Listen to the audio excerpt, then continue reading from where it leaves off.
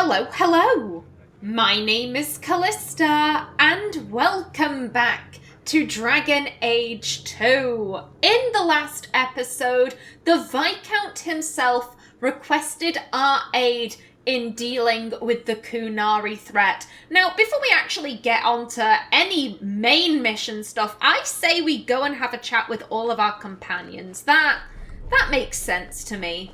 Also, Seamus, buddy. Seamus, wasn't it? The Viscount's boy? You're here rather often, Sirrah Hawk.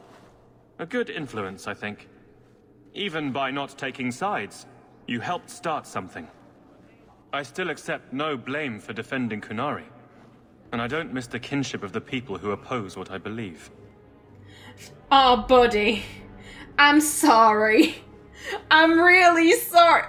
Out of character, I love Seamus. I love him to bits, but this is Amelia speaking, and Amelia, they're heretics. They're heretics that should be wiped off the face of the planet in Amelia's mind. Oh, I'm sorry, Seamus. Kinship is the least of your worries if you stand with the Qunari. If I am lost to the Maker for refusing to hate someone, for finding beauty in the other, well, perhaps the Maker is the one who is not worthy of me. There are other ways to see the world. The Qunari have shown me that. Another time, when things are better. Oh, buddy. And Amelia was saying just... How embarrassing. Sir, how dare you interrupt me? In just the last episode, Amelia was saying, oh, I hope Seamus has been able to find peace and serenity in the Maker's light. And she goes and talks to him, and he's just like, the Qunari! Oh, no. Bad things are gonna happen there. Amelia can feel it in her bones. Now then, Aveline. Oh, I've missed you. I say I've missed you. It was literally only like 5 minutes since you were last in my party, but the game is saying it's been 3 years, so... Hello. We'll need to give them answers by tomorrow, Captain. I'll have them. Dismissed. The Seneschal was particularly vocal. Dismissed.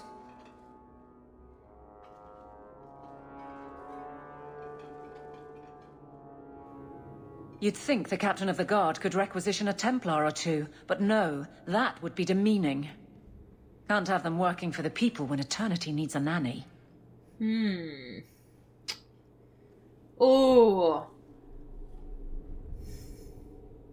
On one hand, I do think that Amelia is she is glad it's not her job. Aveline has to deal with, a lot of shit.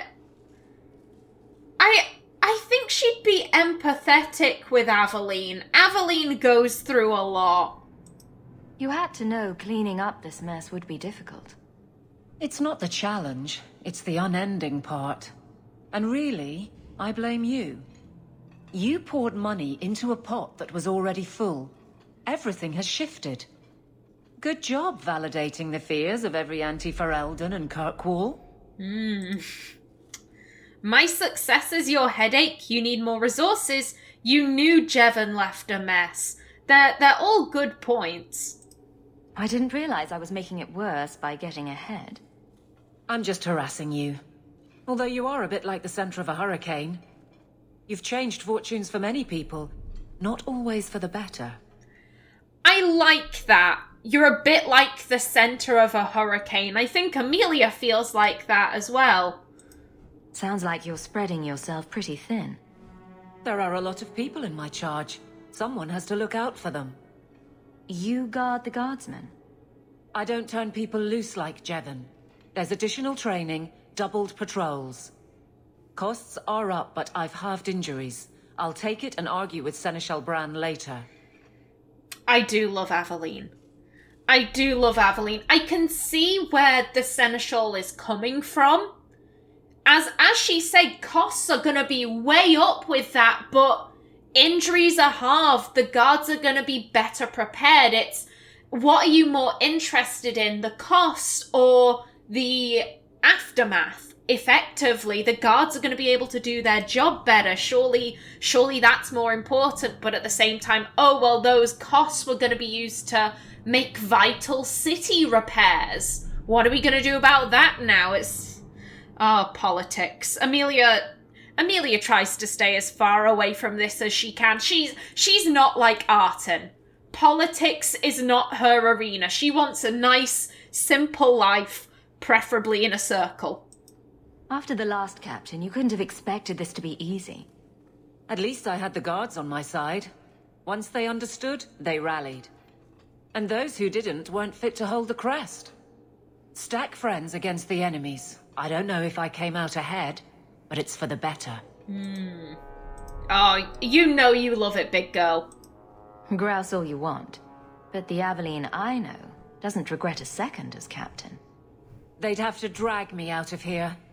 And I'm sure some are lining up to try. You among them, I bet. Haven't had much time to follow you around. Not that I need to. I can trust that you at least try to do right. I'm with you if you need me, Hawk. Just say the word. Oh, Aveline! Oh, we are so close to maxing out her friendship. Damn. I will say that once... Wait a minute. Have we maxed out friendship? I can't tell. I feel like we might have. When you max out friendship or rivalry, you stop receiving the points. Effectively, if you max them out as a friend, they will always be your friend. If you max them out as a rival, they will always be your rival. Even if you do something that, if they were neutral, they'd either approve or disapprove of. If you've maxed out one, that's how they remain. So you can't, for example, max out rivalry and then work your way back up to friendship. That's not how this system works. So... Amelia and Aveline. Aveline was with Amelia in the Deep Roads when Carver died, and I imagine Amelia just sobbing on Aveline's shoulder. Aveline is cradling her, telling her it'll be okay, don't worry, once we get out to the surface, I'm so sorry that you've had to go through this.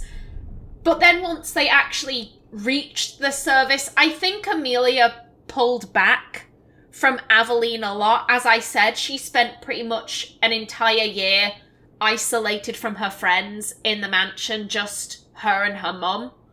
And I see Aveline as the type of lady who would be like, she needs space. I'm gonna respect that. I'm here for her once she needs me.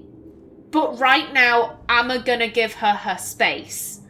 And I don't think they communicated for a while. And then Varric probably, sent her a letter. Or hell, even came to see her himself and said, listen, she's still not left the mansion. Could help me out here, guard captain, please.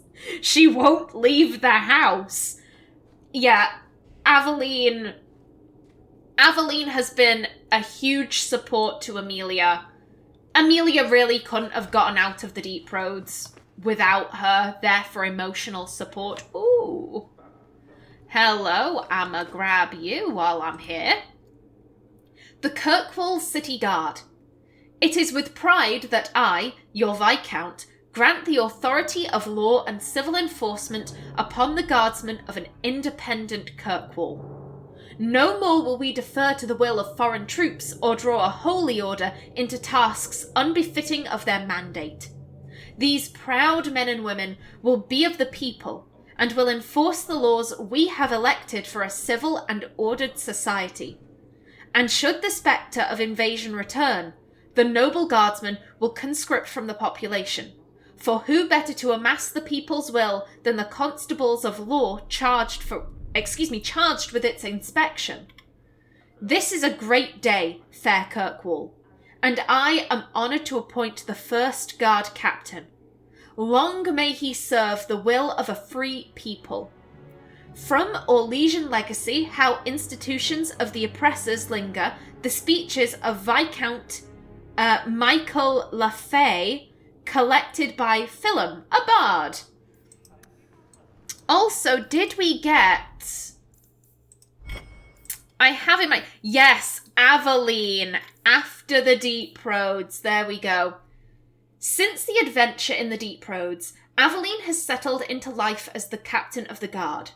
She has removed the stain of Captain Jevon's corruption and turned the guardsmen into effective enforcers of law and order. Becoming captain of the... Becoming captain of the guard title... What? I'm confused by this sentence, but I'm going to trust that it's correct. Becoming captain... No, that does not read right. I'm going to scrap the title. There we go, that'll fix it. Becoming captain of the guard should have brought Aveline stability, but she has instead found herself taxed by having so many people under her care. She is very protective of the people she commands, to the point of training each guardsman herself and personally reinforcing otherwise simple patrols. Injury rates are lower than ever before, but the guards are beginning to feel smothered. Aveline is utterly dedicated to her job, leaving no time for anything beyond the occasional sidetrack with Amelia. Even that is an excuse to watch over people she cares about. She is a guardian in every waking moment, and she doesn't seem to know how to put down the weight she carries. I think this is probably also another reason why Aveline was okay with stepping back for that year. She was just so busy. Now then, is there anything hidden away? Nothing here.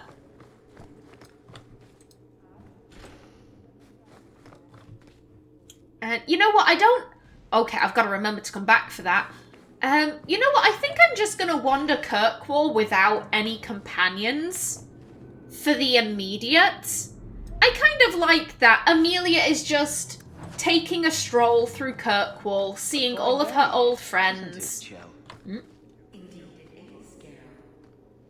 Oh, they're boning.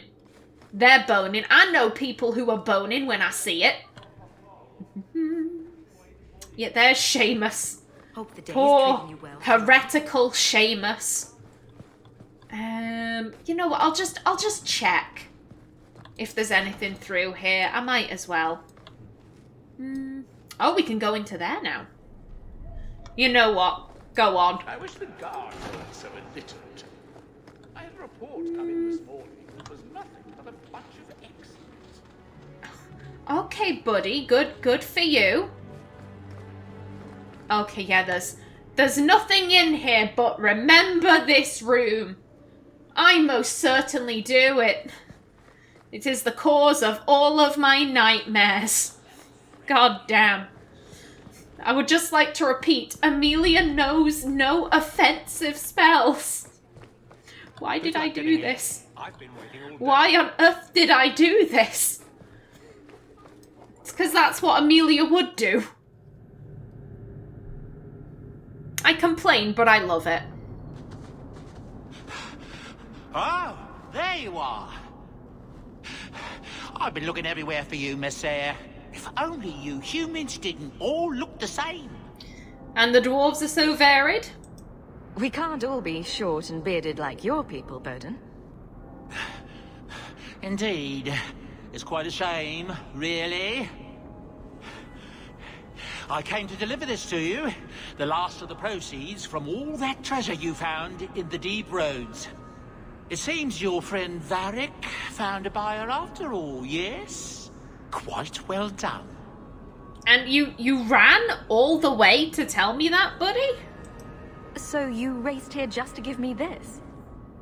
Oh, I didn't want to be responsible for so much coin. Just holding that purse was making me sweat.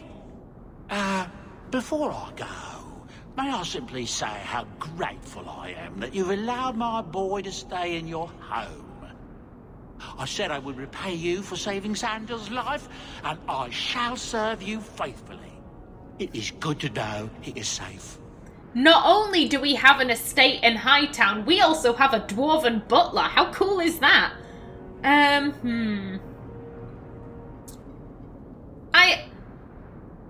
kind of can see Amelia being a bit like, you really don't need to do this. You know, having Bowden at the house, again, it's another person she needs to be wary of. Like, oh, what if I hurt them? Because Amelia feels that way all the time, but at least when she's home alone, you know, Leandra's gone out for, you know, for whatever reason, Amelia can kind of think that, well, if something did happen, if I randomly became an abomination right now, I wouldn't hurt anyone immediately, and hopefully in that time, the guards / the Templars would be able to get here and put me down. If Bodan and Sandal are always going to be in the house, that's another level of pressure, of stress added onto Amelia's already very full plate. I didn't ask you to be my manservant, Bodan. But I owe you a debt, and after what happened in the Deep Roads, I have no other way to repay you. I'll leave you to your adventures. Your mother asks that you return to the mansion when you have a chance. Okie doke. We absolutely will. We have 114 sovereigns. We are loaded. And I have a load of shit to sell. Okie doke. Yeah, we have so much to sell. Is any of this decent? Not really. Yeah, we can just sell most of this. Oh dear. Oh, game? Game, are you okay? I'm gonna take that as a yes. Rightio then. Now, I think the first person I'm going to go speak to is Fenris. He's the closest, I believe. However, speaking of home, we live right here. This is the Amelia estate. Look at it, isn't it? Well, it's actually the Hawk estate because, you know, we purchased it. I think this is so beautiful. I love the ivy. I'm very fond of ivy on houses. But yeah, we'll return to Mother at the end of the day as soon as we have spoken to all of our actual companions. I'm sorry I keep pausing every 2 minutes. I'm just checking that there's nothing to loot. Hang on a minute. Aha! Got a sack. Thank you. Yeah, and we'll check the Chanter's board some other time. I know Sebastian wants to speak to us, however, he's not exactly a companion yet. He didn't travel with us for all that time in Act 1, so we'll do him last. Fenris, buddy. Hello. You alright? Hi there. So the Seneschal's tax collector won't be coming around again like you asked. Funny story. I'll pass, but thank you for the help. Spoil sport. Why you want to squat up here in Hightown is beyond me. I like the view. So do I.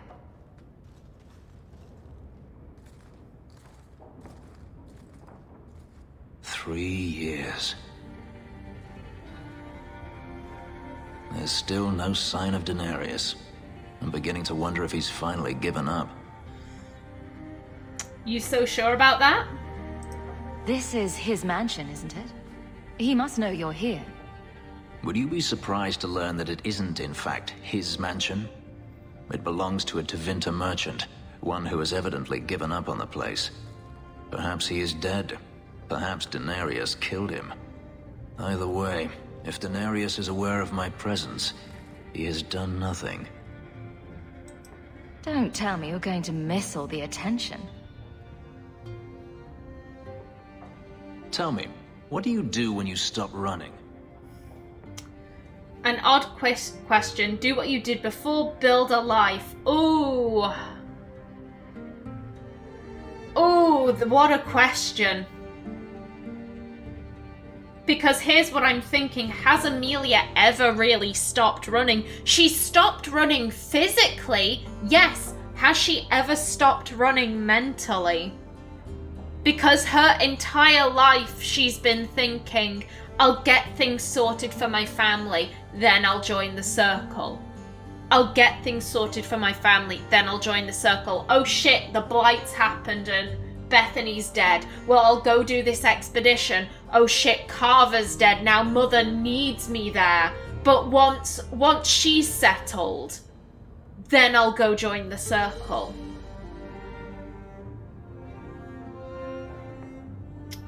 Oh. I'm disinclined to go with an odd question, because that's not really an answer, and I do think that Amelia would try an answer. You can't do what you did before.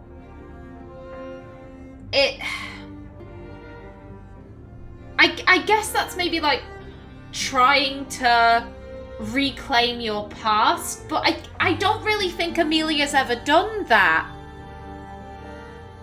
My best guess is you build a life.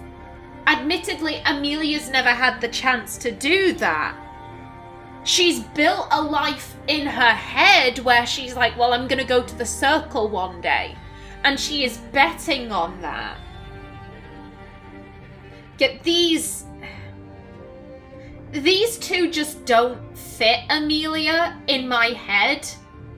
If do what you did before fit, then I feel like she'd have a stronger connection to Ferelden. She'd have a strong, oh, I want to go back to Ferelden. And she doesn't really. She's kind of like, I'm okay in Kirkwall. Kirkwall's, the place where I live, and I'm happy with that. So I guess I have to go with this. You take a breath and look around. And start anew. I don't know how. My first memory is receiving these markings. The lyrium being branded into my flesh. The agony wiped away everything. Whatever life I had before I became a slave, it's lost. I shouldn't trouble you with this. My problems are not yours. I liked what she said. You take a breath, look around, and start again. That, I think, fits Amelia. Every time they had to pick up because, oh, someone found out there's a mage in the family, we've got to run. And that's what they did, so I like that. They could be. No, Amelia sees Fenris as a friend. You don't know who you were? Fenris was the name Danarius bestowed upon me, his little wolf. If I once had another name or a family, then they were taken from me. But again, this is not your concern. No, you're my friend, dude. Your problems are my problems. Unlucky you. But enough. You have much to keep you busy, I'm certain. I love you, buddy. I love you. Oh, we're so close. We're so close to... Also, he has levels. We'll get to that in a bit. Oh, but we also have his questioning beliefs. Ooh. Fenris after the Deep Roads. Since the adventure into the Deep Roads, Fenris has remained in Kirkwall, maintaining a residence in Danarius' abandoned mansion. That it doesn't truly belong to him has aroused the interest of curious neighbours and thus the city guard. Aveline has so far deflected their inquiries on Fenris' behalf. However, she's told him in no uncertain terms that the situation will not remain that way forever. Though seemingly unconcerned about the house, Fenris has become increasingly nervous over the last year. He doesn't know if he's actually free from pursuit, or if his former master is planning something even worse. He tries not to think about it, taking pleasure in having a home for the first time in his life, even though his contact with anyone outside of the jobs he takes as a mercenary is very limited. I think that Fenris, I wouldn't necessarily say he's spent a great deal of time with Amelia over the past 3 years. Like, I don't think he was one of the main people being like, come out of the house, Amelia, come out of the house, because to be brutally honest, I think that would be Varric and Isabella. They're being like, come on, look, there are some nice flowers over there, don't you want to see them? Just take a step out of the door. There we go. Oh, she's ran back inside. She's like a badger. She's like a cautious badger, and we must coax her out. Yeah, I don't think Fenris was doing that. However, I could see Varric going to him and saying, listen, you two have really similar views. She seemed to really take to you. So could you just go and chat with her? Like, every couple of months, just go and chat with her, please. So, yeah, I think Amelia feels grateful to all of her friends for what they did to help her get better emotionally. And yeah, she and Fenris, they have such similar views. Even though they didn't hang out often, I think that philosophical bond really solidified their friendship, if that makes sense.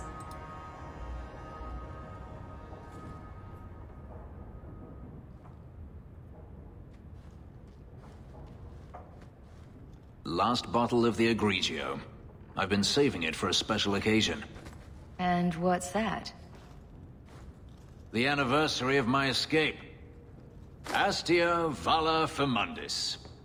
Care to hear the story? Fenris has such a smooth, like, drunken grin. I'm like, oh, damn. We will, but like, no, not the romance option. You really want to discuss it? I thought you avoided talking about this. Not on special occasions. Okie doke. I'd like that. Let's see. You've heard of Saharan? The Imperium and the Qunari have fought over the island for centuries now. I was there with Danarius during a Qunari attack. I managed to get him to a ship, but there was no room for a slave. I was left behind. I barely got out of the city alive.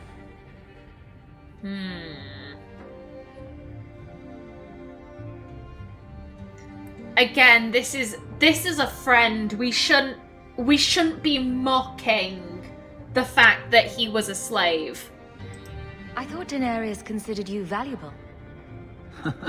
He wasn't given a choice. The look on his face as the ship pulled out was priceless. There are rebels in the Saharan jungles called Fog Warriors. They found me and took me in, nursed me back to health. I stayed with them for a time, until Danarius finally came for me. He was relieved to see you'd survived, right? Relieved to see his investment hadn't ended up in Qunari hands, perhaps. I'd grown fond of the rebels. They bowed to no master and fought for their freedom. It was beyond my experience. When Danarius came, they refused to let him take me. He ordered me to kill them. So I did. I killed them all.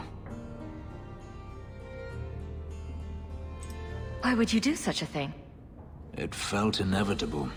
My master had returned and this fantasy life was over. But once it was done, I looked down at their bodies. I felt I couldn't. I ran and never looked back. I think Amelia feels a great deal of empathy for Fenris. This is a man who has been through an awful lot, and she just feels badly for him. Let's go with this one. Couldn't you have found other Fog Warriors? Become a rebel? Even if I did, I felt unworthy. I had no way of knowing if I could truly escape from Danarius then. I didn't even know what that meant. I simply had to get away. I stowed aboard a ship to the mainland and moved south, chased by my former master every step of the way. Didn't Danarius stop you? The rebels had wounded him. The soldiers he brought attempted to capture me, unsuccessfully. It was weeks before Danarius was able to mount the hunt in earnest, but by then, I was already gone.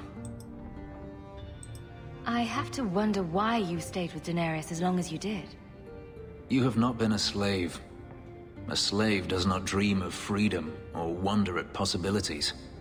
You think only of your master's desires and what the next hour will bring.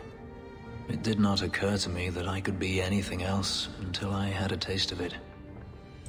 But there are stories of slaves rebelling all the time. They did in Kirkwall. The ritual that gave me my markings also stripped me of my memory. Whatever I was before may as well have never been. Perhaps if I knew, I might have felt differently. How well did you know these fog warriors? I knew them only a few months, but in that time, I felt as if I truly lived. They were bold, strong, free with their affections. I was in awe of them, and owed them everything. And I turned on them even so. Oh, buddy.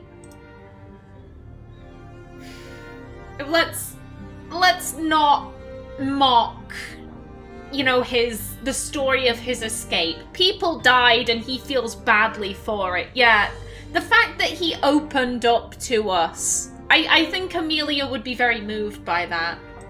This can't be easy to talk about.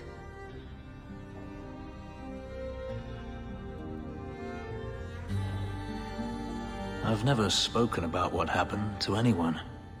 I've never wanted to. Perhaps this is what it means to have a friend. Absolutely. Perhaps you're right. Oh. To you, Hawk. A finer mage I have never met. Buddy! Buddy! Best friends! I love Fenris so much. Okay, I'm gonna quit with the fangirl. It doesn't suit me. Okay. Now then, I am just about out of time for this episode. In the next one, more companion talks. But until then, please remember to like if you enjoyed, leave a comment below. And if you wanted to subscribe, it would be very much appreciated. I've been Callista. Thanks for watching, and see you in the next episode.